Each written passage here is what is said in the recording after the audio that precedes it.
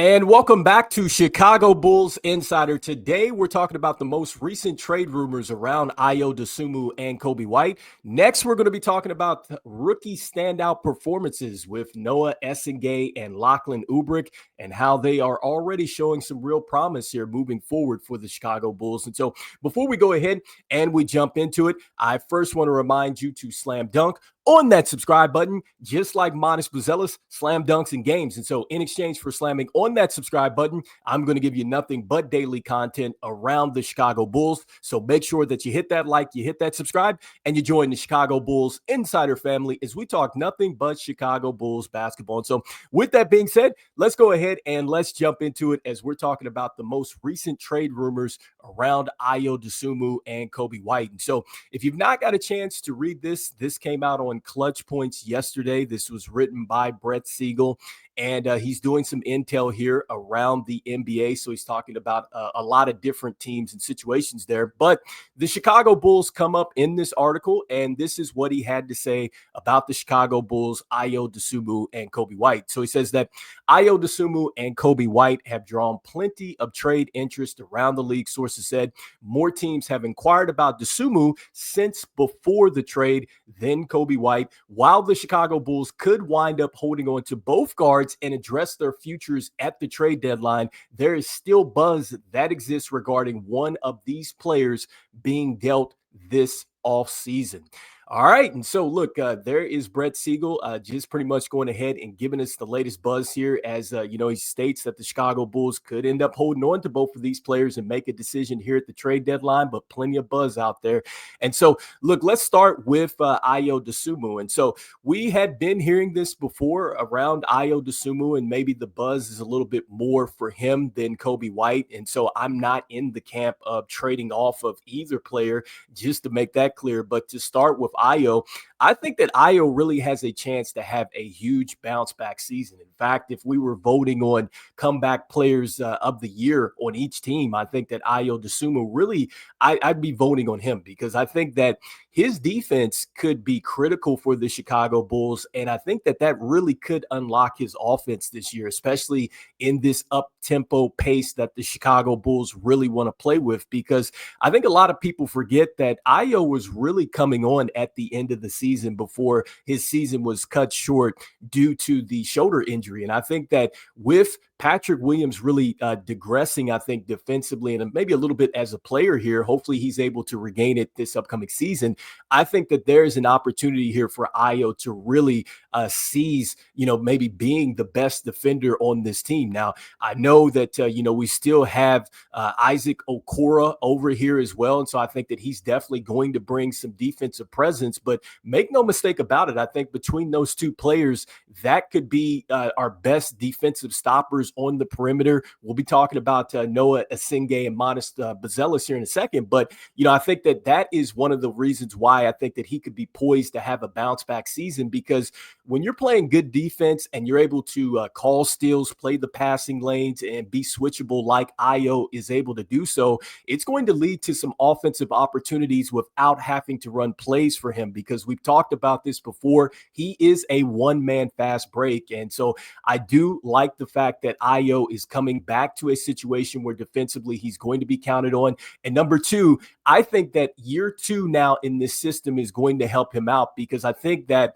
with Coby White, with him, they both had to shift roles last year. And I think for him, he was just maybe coming out of making that adjustment before he went down. And so I think now, he got the opportunity last year. He got a chance to sit over there, kind of interact with these guys and things like that. And so I think that he's going to come out. He's going to be even better here in year two with these guys now, knowing what his role is with this offense and what he can bring defensively here. And so you're looking at a player, $7.5 million right now is left on his contract. It is an expiring contract. We've talked about this between him and Coby White. It just makes no sense for them to go ahead and sign an extension here for what the Chicago Bulls could go ahead and offer under that 140 rule, because it just would be under the value of what these guys have really brought, to the team. Because at 12.3 points, 4.5 assists, 3.5 rebounds, the 0.4 with the blocks, look, 32.8% from downtown downtown last year, and that was, battling through the shoulder or whatnot, and still shot 49.2% from the field. So expect for those numbers to go up. I think that, they are going to hold on to both of these players, honestly, right now. I'm not sure if I'm necessarily sold on either player being moved here. And so we'll talk about that here in a second. But before we jump into that, I wanted to go ahead and jump into the other half of that with Coby White. And so, with Coby White, I'm in the camp of not trading him as well. When you look at the numbers, this is a guy that increased his scoring by a point or so, 20.4, comparatively speaking to the 19.1 last season. His free throw percentage went up as well, so 90.2%. So that's up from the 83.8% from the free throw line. He also got to the line a lot more as well. And so the free throw attempts went up, made more threes as well. And then also, too, his steals slightly went up, so 0.9 to 0.7. So a lot of things trended up for Coby White. And I think much like Josh Giddey, these guys were just electric towards the end of the season. And I think it would be just wise to see exactly what you have with Josh Giddey and Coby White. And I think that that is probably going to be the path that AK takes, because if you got a chance to look at the game yesterday where the Chicago Bulls were playing the Sacramento Kings in Summer League, they invited AK over to the booth there on NBA TV.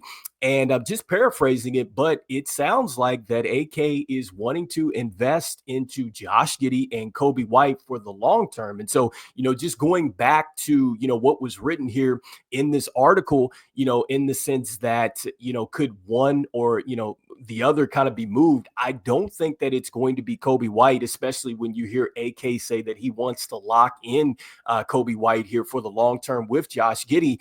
And it's hard for me to believe that he would want to necessarily move on from when this front office really likes a player, they like what you bring and everything else, they try to find a way to keep you onto the roster. Now, I get that it's the business of the NBA and everything is fluid and things can change, but I'm not in the camp of moving either player, especially for some of the things that we've saw for Ayo. Like we've talked about this before with this last trade rumor with him, with the whole Lakers situation. And then we looked at it from a money standpoint, and we talked about a Dalton Connect Dalton Connect being a player that actually would make sense there from the financial standpoint. But I'm not in that camp of just moving on from Ayo Dosunmu like that. And I think that Coby White, they should go ahead and at least keep him and see what's going on here. And so we'll see if either of these players are moved at the trade deadline along with Vooch. And so next, I wanted to go ahead and I wanted to jump over to our rookie standouts here, and circling back to what I was talking about here on yesterday's video,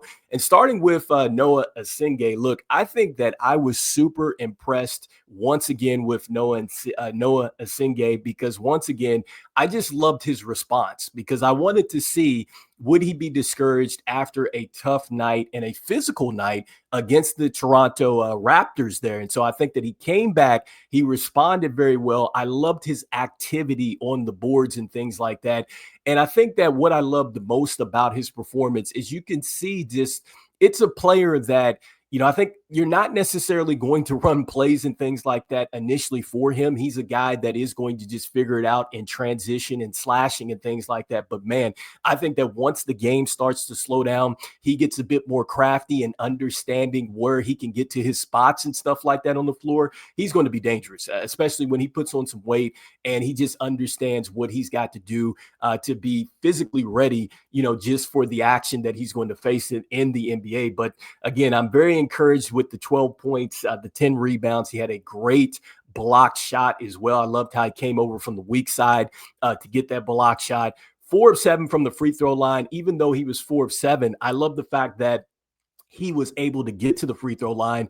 And that right there is a good indication of just who he is, because he obviously could have shied away from the contact after game one. And so the fact that he's willing to go in there and take the contact like that, I love that. I love the fact that he is fearless in going in there. And I think that as he gets stronger, he's going to start to impose his will. Obviously, we want him to become a lot better free throw shooter, but he's going to get that down. And then with the 3-point shots, I know 0 of 4, some bad misses and things like that. But like I said before, when you look at the shooting form, I think that's fixable there. I think it's something that is just more confidence with him. And so the mechanics, I think, are something that's solid for him.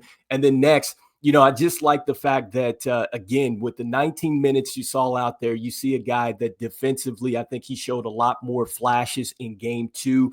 He felt a little bit more comfortable with the rotations. I just talked about the block shot where he came off the rotation, but I think he's very good too as far as using his length, because when you look at some of the rebounds and things like that, the way he was able to use his length to tip it back out to himself and things like that. So the athleticism, using his length, definitely the upside. And I think for him, and then both him and Lachlan Olbrich, I'm looking forward to seeing what they look like when they start playing with Coby White, when they start playing with Josh Giddey, Trey Jones, Kevin Herter, like when they start playing with guys that have been in the NBA and can facilitate a little bit more and open up the spacing for both of those players. And so, shifting focus here with Lachlan Olbrich. And so, look, we know that Lachlan Olbrich is on the two-way deal. Does he get some NBA time in his first season? We'll see what happens. It really depends on what's going to happen on the front line at the center position or whatnot. Not saying that I'm throwing it out there that we're depending on him or anything like that. But again,